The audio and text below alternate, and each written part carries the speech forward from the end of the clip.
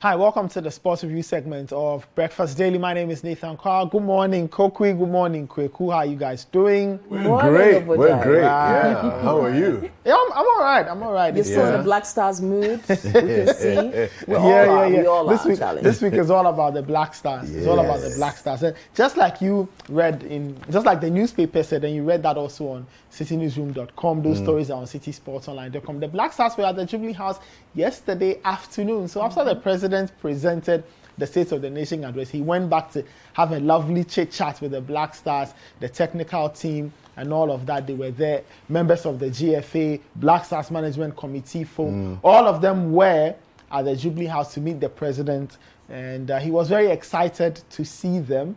But the biggest story really from the gathering was the story that's dominated the conversation, or dominated all the stories, where he says that the technical team has to be maintained. Now, let's not forget that before the qualifiers or before the playoff, a team made up of Otto, Masoud Dramani, George Boateng, and Chris Hughton, as technical advisor, was put together to help the team navigate the playoff, and they did so successfully. And according to the president, he feels that if that team is kept, it would make a lot of sense. So let's hear from the president telling the GFA to please keep this team together as we prep for Qatar 2022.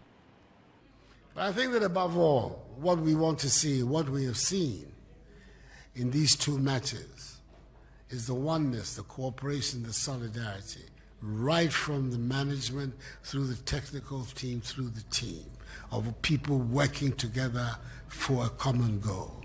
And that is what we want to see continue.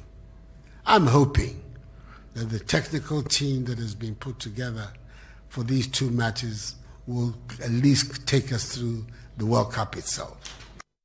All right, so the technical team should be kept together. Well, I don't know whether it will happen or not, but we've seen the story as attributed to the GFA spokesperson or their comms director, Henry Asantichum. He was on the point of view. Now, he said, look, officially, these gentlemen have finished working. We'll have to sit down and decide on everything that will go into getting them to stay on, because it's a little funny arrangement. Now, you know, Otto currently works with Borussia Dortmund. He's one of their coaches. So they have to go back to Dortmund, sit with Otto, and try and iron out some of those things to see what he can do, what he cannot do, and whether he'll be available to handle the Black Stars between now and the end of the World Cup. Wherever it is that Ghana will get to in the World Cup, that's the end of that new arrangement potentially, should it happen between Otto and the GFA and the government. Let's not forget that George Boateng is officially Aston Villa's under-23 head coach or their manager. So they'll have to speak to Aston Villa as well, see what it is that they can do, see what kind of arrangement they can come to as we build up to the World Cup. So it's not cut and dry. It's a bit of a tricky situation, but I don't think it's a complex situation. But these are the various hurdles that, you know, the GFA will have to handle. But you know, I hadn't really thought about it until after we won. I looked at the team, the four of them. That's a pretty formidable, you know, bunch of guys, you know, to lead our team. So for me, I think what the president said makes sense, because you look at them, it does. I mean, it does make sense. But like I said, they'll just have to try and iron out all these things with their various clubs. Didi Dramani is head of football at Right to Dream, so they'll have to try and sort that bit out as well. The only person who doesn't have any major commitment is Chris Hughton. He's currently not attached to anybody, so he's a freelancer. He can float about and do whatever it is he wants to do. So we'll see how the GFA handles it. But I don't think it's a complicated arrangement to put together. Ghana's made it to the World Cup. You need these four people there. And like you're saying, Kwekwen, like the president said, it's a nice team to have. And for people like Otto, knowing, I mean, if you go into the background, he's very happy having people like Chris Hughton around, more experienced hand to lean on for support, for guidance and direction. And you have the knowledge of people you can call his peers a bit.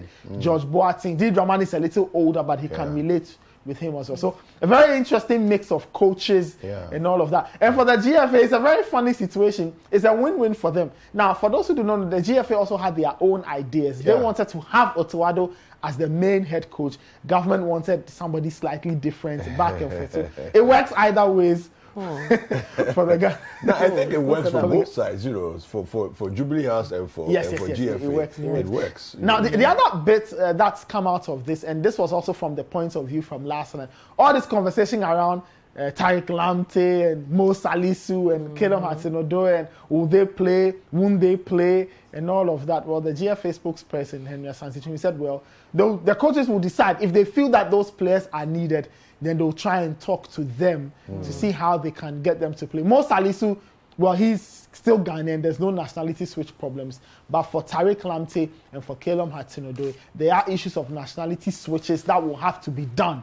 And they need to be done at the right time to make sure that they can play for the Black Stars. So it's a very exciting time if you follow the Black Stars. Lots of things to do on and off the pitch. But let's stay with the playoffs, though. And whilst countries like Ghana and Cameroon and Senegal are happy, countries like the Egyptians or the Egypt and the Egyptians, they are very upset. Now, they've recently, as of yesterday, they formally put together a complaint to CAF and FIFA, and they said that their players were subjected to racist abuse and they were terrorized by the fans in Senegal. Now, let's not forget, Sadio Mane's penalty sent Senegal to the World Cup. Yep.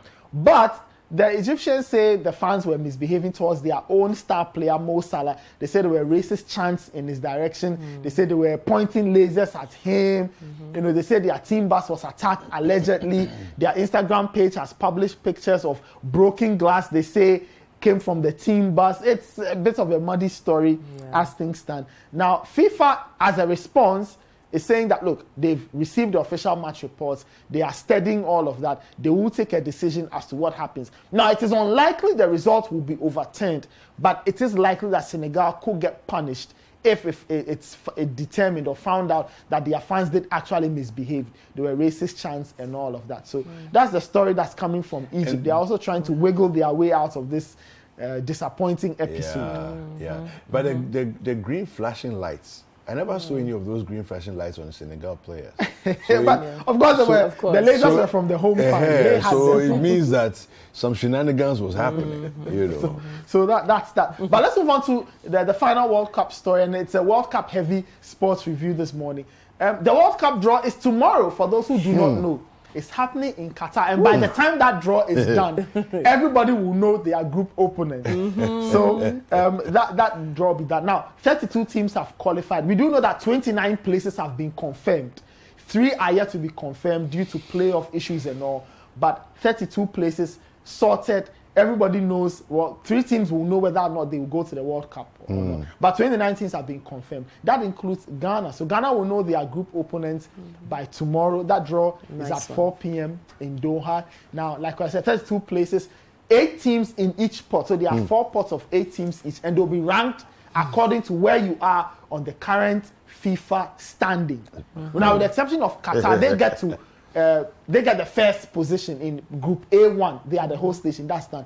The 31 other teams will be ranked or will be placed in pots according to their FIFA ranking. So Ghana is currently in pot 4. What does it mean? It means that we could get anybody. That's what it simply means. It simply means that Ghana could have a group made up of 3 heavyweights, and you have to play all of them in the World Cup. So that's the draw. By 5 p.m., 6 p.m, we'll know our smoothness level when that draw is done in Doha, Qatar. Now, let's not forget, the World Cup is in November 21 to December 18. 32 teams, 8 different venues will host. The other bit I need to mention is that Qatar is GMT plus 3. So when the schedule comes out and you see that there's a match being played at 10 p.m, don't panic. It means 7 p.m. Ghana time. So just have that in mind as you go through the World Cup schedule, as you plan your programming and all of that, how to enjoy the World Cup. Just know that Qatar is GMT plus 3. It will help you decide properly as to which match to watch and which match to forgo. Great. Thanks, Nathan. Can you imagine that we were out at the group stages in the AFCON and we can possibly find ourselves in the quarterfinals in the World Cup? Yeah, possible. It's possible. Anything it would be nice. Anything is possible. It would be nice, Papa. And I like that November to December, Charlie. The season is nice. It's going to be crazy. I mean, it's the first World Cup ever to be played at that time because of weather. It's really hot in the middle of the year. There's no play in those conditions. So at the end of the year where it's moderately cooler here, even though the stadiums will be chilled and all of that, it's cooler. Players can manage that weather situation better than when you play it in the middle of the year. You have so many health problems. Heat stroke and heat stroke and all issues. of that. Anyway.